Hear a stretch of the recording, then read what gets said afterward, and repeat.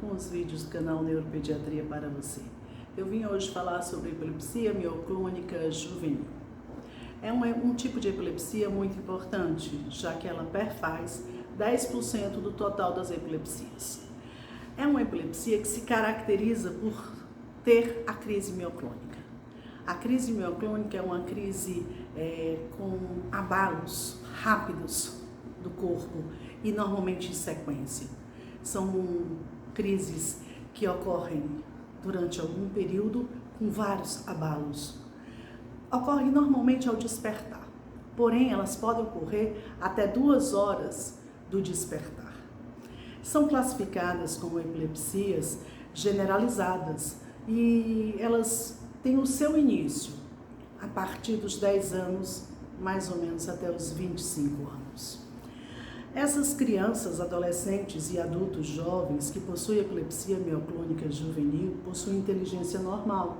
Então eles têm atividades da vida diária, vão para a escola, vão para o trabalho, vão para a faculdade.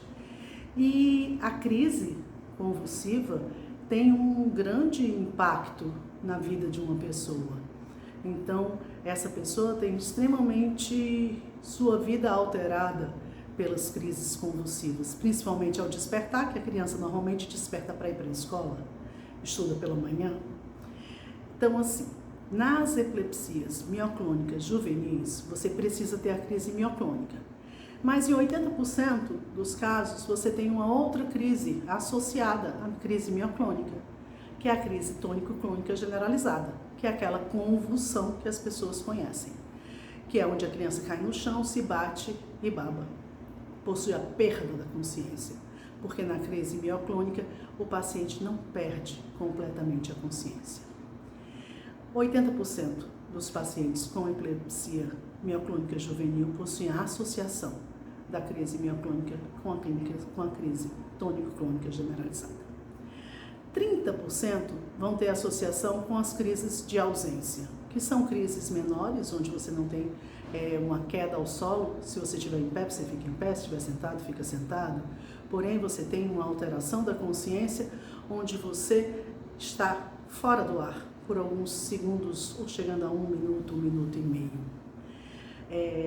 Dentro da epilepsia mioclônica juvenil, a droga, a substância, o fármaco, o anticonvulsivante de melhor atuação para o controle das crises continua sendo o valproato de sódio.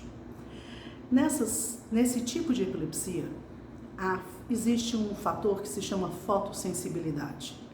E isso se torna muito importante nos dias de hoje, já que o uso de eletrônicos é uma coisa comum em nossas crianças e adultos, e jovens também. Essas telas, celular, tablet, videogame, televisão, são telas luminosas que produzem fotoestimulação. Alguns trabalhos, eles divergem entre a estatística de quantos pacientes da epilepsia mioclônica juvenil vão ter fotossensibilidade. A variação é muito grande porque depende de qual foi o estímulo, qual a intensidade da luz e qual a frequência do piscamento da luz. Porém, varia de 8% dos pacientes até 90% dos pacientes. A gente sabe que existe um grande percentual dos pacientes que possuem fotoestimulação, então o uso do celular, que é o mais comum, pode desencadear crises nesses pacientes. É importante salientar que esses pacientes, eles precisam ter um eletro com as alterações típicas da epilepsia mioclônica juvenil. E a alteração típica é um complexo que se chama polispícula onda generalizada, com atividade de base normal.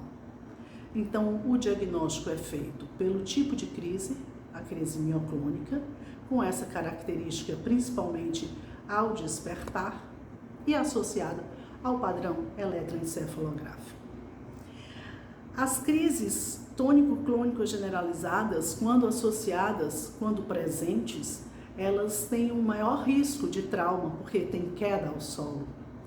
E também são as que têm maior relação com morte. São as crises que possuem maior relação com morte súbita. Então, por isso, a gravidade do quadro e a necessidade do controle do tratamento adequado.